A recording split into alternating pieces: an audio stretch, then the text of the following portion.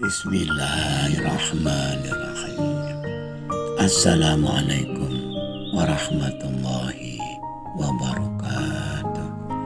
Wahai anak-anakku, murid-muridku yang senantiasa dirahmati oleh Allah SWT. Marilah kita lanjutkan pelajaran kita, ngaji belajar murid. Kali ini kita membahas mengenai memberikan kuasa pada Tuhan. Suatu hal yang lazim atau lumrah.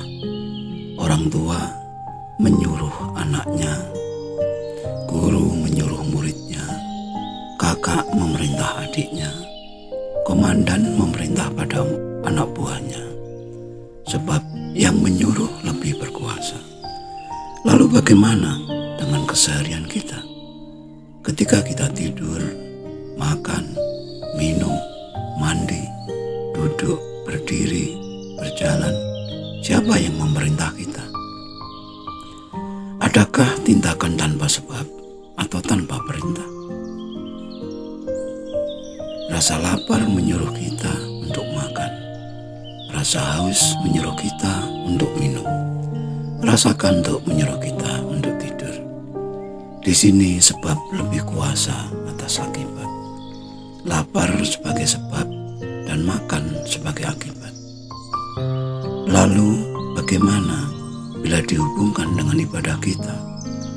Bila ibadah selalu terhubung dengan Tuhan, maka manusia adalah pelaksana tugas.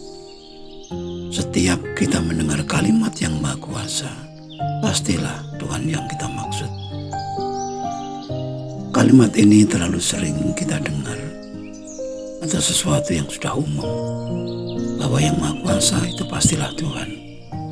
Namun bila kalimat tersebut dilanjutkan dengan pertanyaan-pertanyaan, maha kuasa atas apa? Maha kuasa atas siapa? Dan bagaimanakah bentuk kekuasaan itu? Mungkin kita akan terdiam, berpikir terlebih dahulu untuk menjawabnya. Siapakah yang lebih kuasa? Kita sebagai manusia ataukah Tuhan sebagai pencipta? Kalau memang Tuhan itu maha kuasa atas manusia, mengapa masih banyak umat Islam yang tidak sholat, tidak puasa, tidak bersedekah, tidak berbuat baik?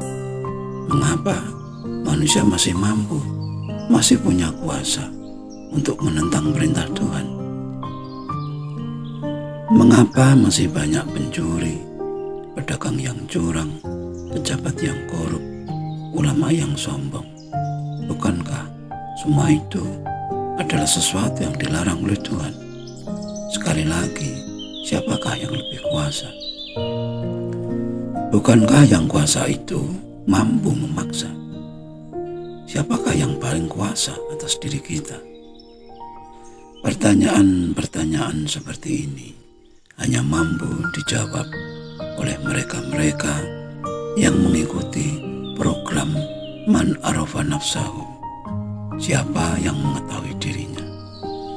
Ilmu tauhid yang mengajarkan kita kepada pengenalan Tuhan yang sejati. Hanya melalui jati diri kita masing-masing, kita akan mampu mengenal Tuhan yang sebenarnya. Adalah benar adanya keterangan bahwa awwalu wajibin alal insan ma'rifatullah. Wajiban manusia yang pertama dan utama adalah mengenal Allah SWT sebagai Tuhan semesta alam, sang pencipta kehidupan. Mustahil mengenal Tuhan tanpa mengenal diri sendiri, baik mengenal zatnya, sifatnya, asmanya maupun afalnya. Al-insanu siri wa ana siruhu. Manusia adalah rahasiaku, aku adalah rahasianya. Hanya melalui manusia, rahasia-rahasia ketuhanan dapat dibongkar. Dan rahasia itu ada pada kata akunya manusia.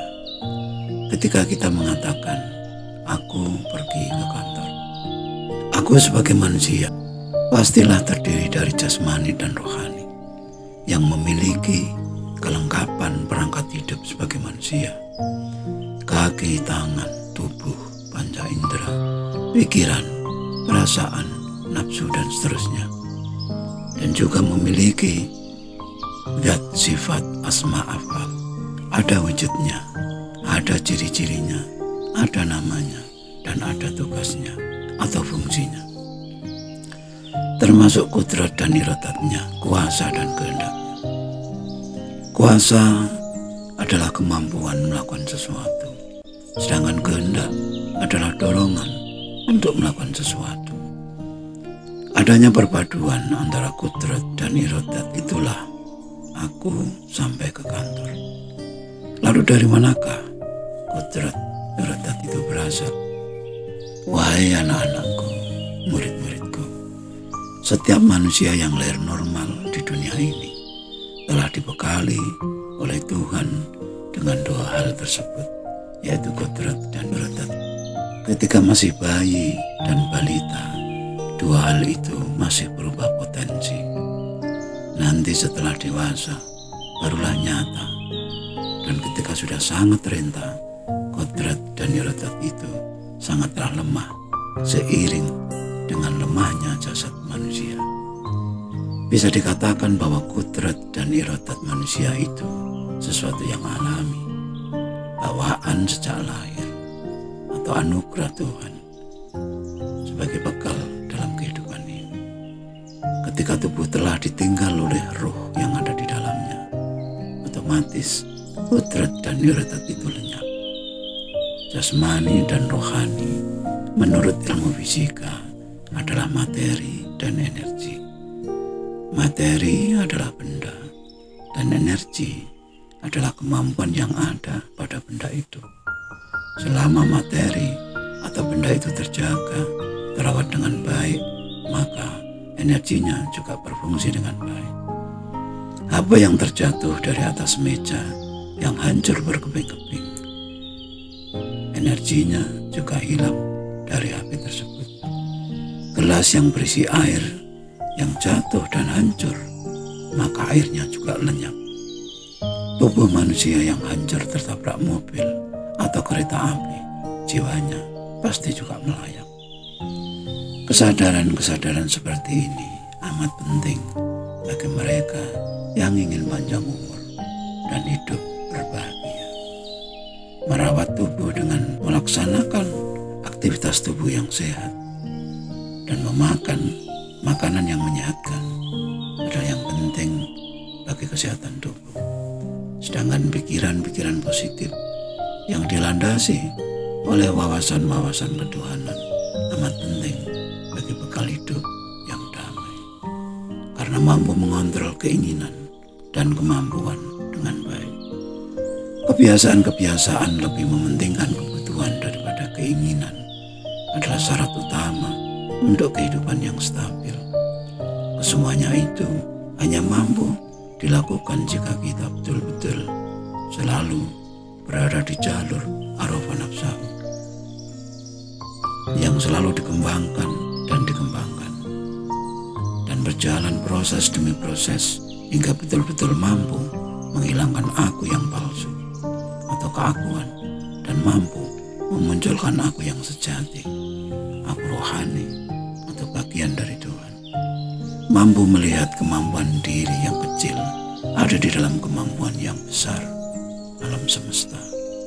Menemukan kuasa kecil berada dalam kuasa yang besar, yang mampu mempersilahkan kuasa yang besar, kuasa yang maha kuasa untuk menguasai, memaksa kuasa diri atau kuasa kecil untuk tunduk patuh kepadanya, yang telah mampu memberikan kuasa mutlak pada yang maha kuasa, kuasa membebaskan diri dari segala pamrih atas segala kebaikan yang kita lakukan, kuasa melepaskan diri dari rasa memiliki dan rasa mampu, kuasa menghalau dorongan-dorongan nafsu diri agar selalu dipuji orang, dan akhirnya kuasa menyalurkan rahmat yang telah diberikan untuk merahmati siapa saja yang membutuhkan.